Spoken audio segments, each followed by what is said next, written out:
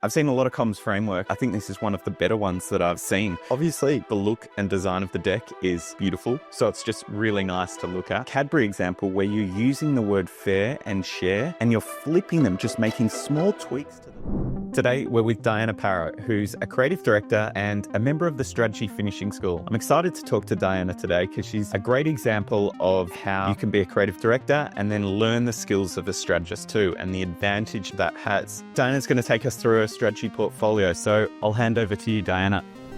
Thank you so much, Julian. I'm really excited to present this strategy operating system. This is what I got to work during the strategy finishing school, right at my final task. So let's get on. In today's journey, I'm going to talk a little bit about me, also what strategy means to me, some strategy outputs, as well as some examples that I chose, either from global campaigns and also campaigns that I got to work on. First things first, my name is Diana Parra. I'm a creative director with over a decade of experience in advertising, and I've had the joy of working with really exciting and amazing agencies as well as brands, turning big ideas into good-looking and effective campaigns. So one thing about me is that I've always loved mapping out the best routes. Whether it's for a vacation or a creative challenge, I love to travel, I love to explore new foods and cultures, and this passion for adventure and all this trip planning and research has made me, for some reason, go to organize it with my friends, with my family.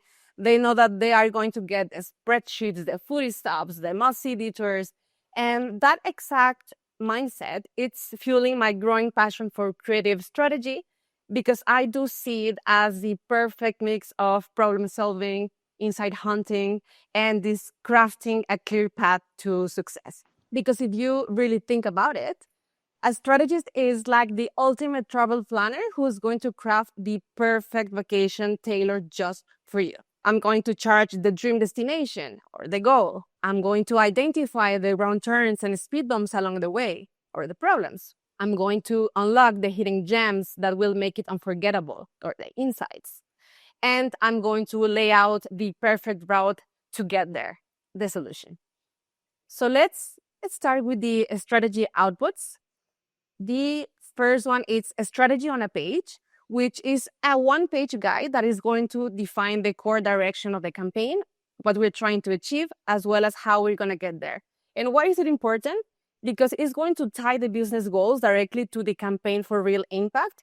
And it's going to give anyone who's looking at it a real quick and clear snapshot of what are we doing and why are we doing it. The structure of the strategy on a page is the nested strategy. So as we know, we have 2 points of views and 3 parts of it. So we have the business and the consumer, as well as their problem, their goal, and the solution. So the first example I have is for the Artois probability campaign. And it's about Stella Artois seeing a decline in sales amongst Gen Zs.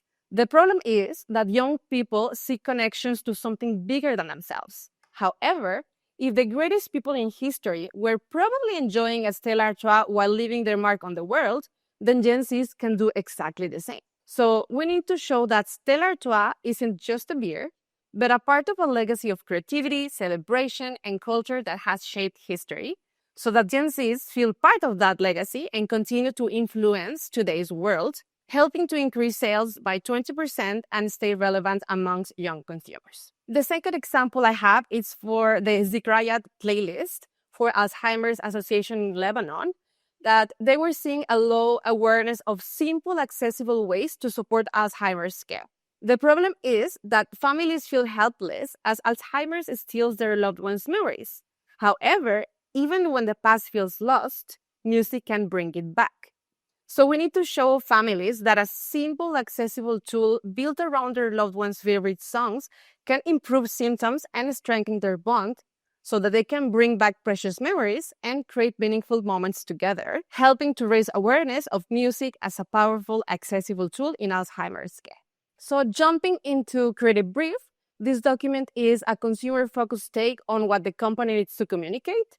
And it matters because it's going to translate what the client wants and their brief into a consumer-driven experience, driven message, and it's going to condense the key information to give creatives a clear and focused direction.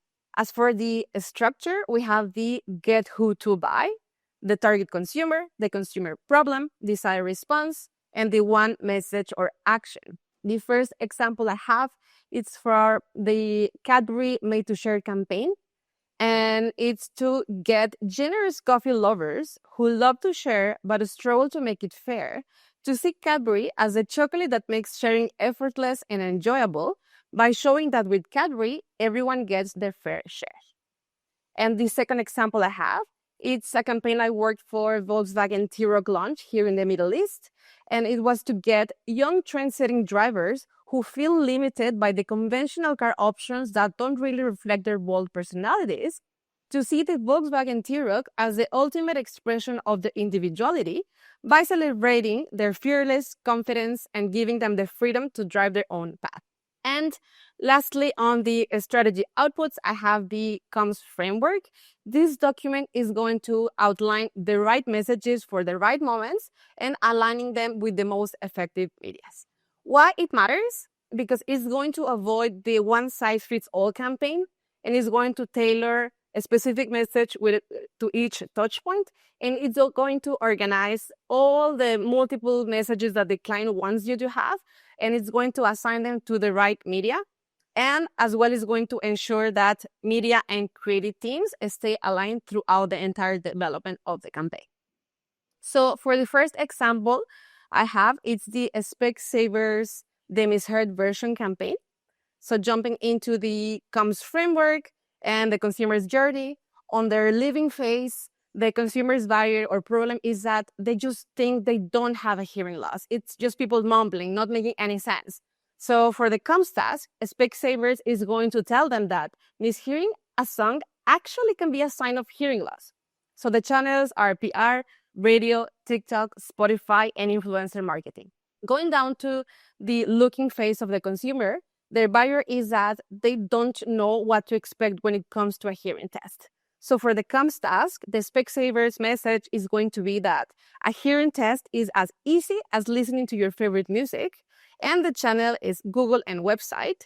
And finally, for the buying phase, the consumer's barrier is that they're embarrassed to get a hearing test. So a Specsavers message is going to be that mishearing can happen to everyone. So a hearing test at Specsavers is going to confirm if it's just that. And the channel is in-store, website, and retargeting ads. And lastly, a campaign I worked on for Nespresso during the Ramadan months. It was a social media campaign, and this is the comms framework retrofitted. So for the living phase, the consumer's barrier is that they want to create a warm and welcoming experience when they host or when they visit someone during the Ramadan month. So for the comms task, Nespresso's message is to tell them that they can make every gathering feel special by sharing a cup of Nespresso with their loved ones. And the channels are Facebook, Instagram, and Google.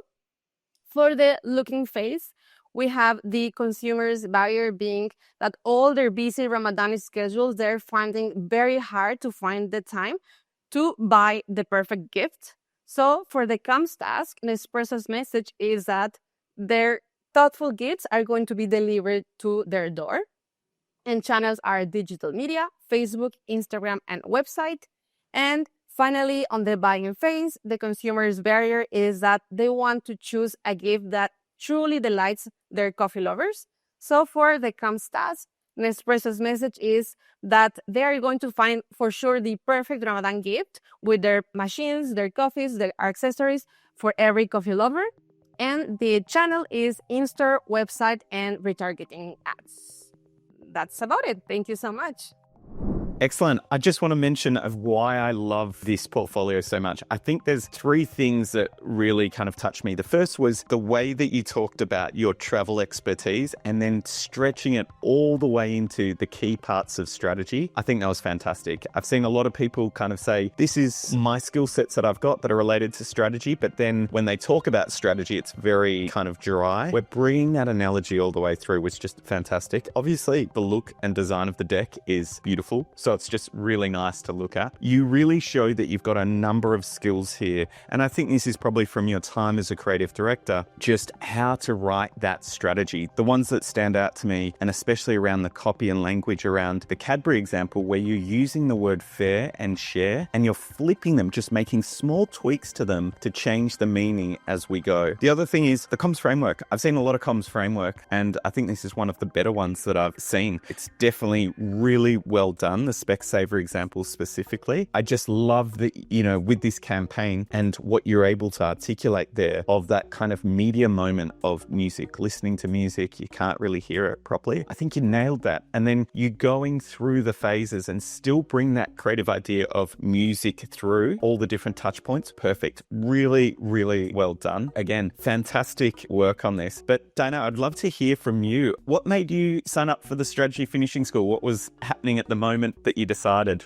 I think as creatives, we all, or at least should have a little bit of the basics of this. It's in our daily jobs. We always do our own research. We always try to find the right insights. But when it comes to advertising, as you know, you always have the creative department, you have the planning department. So not all the time we are connected, and I always felt that we somehow were blindsided. I felt like the strategists had the key to this amazing room with lots of informations and insights and these aha moments, and they had the key, but us as creatives, we didn't have the full access to that room. Maybe we would get a picture of that room and they're gonna show us what they wanted us to see. I always felt almost a little bit jealous of that. Like, I want to have that knowledge. I want to have those tools to be able to bring our campaigns and our ideas to life. With my experience, I realized how important is the strategy. I've seen it with my own eyes in presentations. We can have the coolest idea, the best idea, but if the strategy is not there, if we don't show to the client that we are solving their problems, their business problems, their consumers' problem, it's never gonna sell, it's not gonna work, they're not gonna buy it. To me, having this knowledge is giving me so many tools to actually be able to make sure I'm taking all the brief and it's gonna be a successful one. So it's almost as protecting myself, that I'm going to make sure that they're gonna prove the ideas. So that's when I said, you know what, I think I really want to dive into strategy. I started watching your YouTube videos. Then I did one of your seminars that I found on LinkedIn. After that, I was like, okay, I'm gonna sign up for this course. Yeah, I just feel like very confident because somehow I knew this, but not really. So now I have the tools with the frameworks you have given us, with the language you have given us. It's something I kind of knew, but now I have a proper structure. I feel like I was lacking the structure to really come up with a great storyline from beginning to end when it comes to selling ideas. Now I'm just hoping to really apply this into the job of my dreams. Either if I'm a freelancer where I can offer my services just as strategist or just as a creative director, or both, to find one full-time job where I can actually do both. But I'm really excited to really put this into work. Thank you so much, and appreciate you taking the time to show us your strategy portfolio. Thank you, Julian. It was my pleasure.